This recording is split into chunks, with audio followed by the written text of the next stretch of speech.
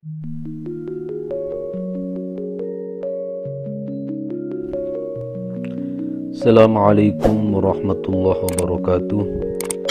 Bismillah, alhamdulillah, salatu wassalamu ala rasulillah wa ala alihi wa ashabihi wa mawala, wa la hawla wa la quwwata illa billah. Asyhadu an la ilaha illallah wahdahu la syarikalah, wa asyhadu anna muhammadan abduhu wa rasuluhu la nabiyya ba'dah. Allahumma salli wa sallim ala sayyidina Muhammad wa ala alihi wa ashabihi ajma'in. Subhanaka la ilma lana illa ma 'allamtana innaka antal alimul hakim. Kaum muslimin yang dirahmati Allah Subhanahu wa ta'ala, semua kaum muslim berkeyakinan bahwa dunia dan kehidupan ini akan berakhir.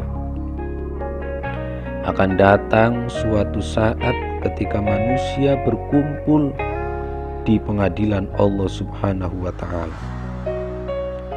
Al-Quran menceritakan berkali-kali tentang peristiwa hari kiamat ini, seperti yang disebutkan di dalam Al-Quran surah Al-Ghasyiyah ayat 1 sampai dengan ayat 16.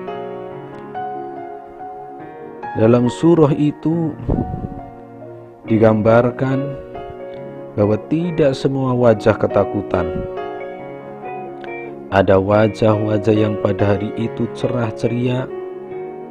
Mereka merasa berbahagia dikarenakan perilakunya di dunia. Mereka ditempatkan pada surga yang tinggi. Itulah kelompok orang yang di hari kiamat memperoleh kebahagiaan.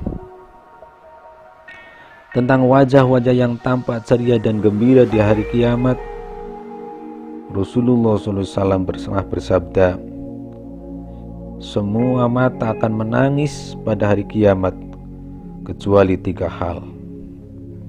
Yang pertama, mata yang menangis karena takut pada Allah Subhanahu wa ta'ala.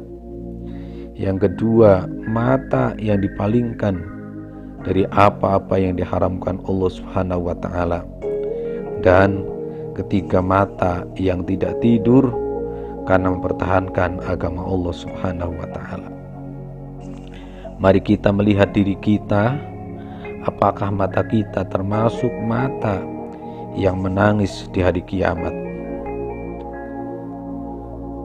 Dahulu dalam suatu riwayat ada seorang yang kerjanya hanya mengejar-ngejar hawa nafsu, bergumul dan berkelana di tempat-tempat maksiat, dan pulang larut malam.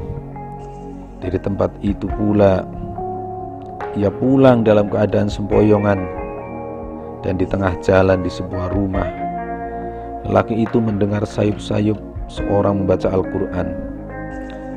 Ayat yang dibaca itu berbunyi, Alam ya'ninil ladina amanu an takhsha'a qulubuhum li dzikrillahi wa ma nazala minal haqq wa la yakunu kalladzina utul kitaba min qablu fa tala 'alaihimul amadu fa qasat qulubuhum wa katsirun minhum fasiqun. Belum datangkah waktunya bagi orang-orang yang beriman untuk tunduk hati mereka mengingat Allah dan kepada kebenaran yang telah turun kepada mereka. Dan janganlah mereka seperti orang-orang yang sebelumnya telah diturunkan Al-Quran kepadanya, kemudian berlalulah masa yang panjang atas mereka, lalu hati mereka menjadi keras, dan kebanyakan di antara mereka adalah orang yang fasik. Sepulangnya ia di rumah, sebelum tidur lelaki itu mengulangi lagi bacaan itu di dalam hatinya. Kemudian tanpa terasa air mata mengalir di pipinya. Si pemuda merasakan ketakutan yang luar biasa. Bergetar hatinya di hadapan Allah Subhanahu wa ta'ala karena perbuatan maksiat yang pernah ia lakukan. Kemudian ia mengubah cara hidupnya, mengisi hidupnya dengan mencari ilmu, beramal mulia, dan beribadah kepada Allah Subhanahu wa Ta'ala. Sehingga di abad ke-11 Hijriah ia menjadi seorang ulama besar, seorang bintang di dunia tasawuf. Orang ini bernama Fudail bin Iyad.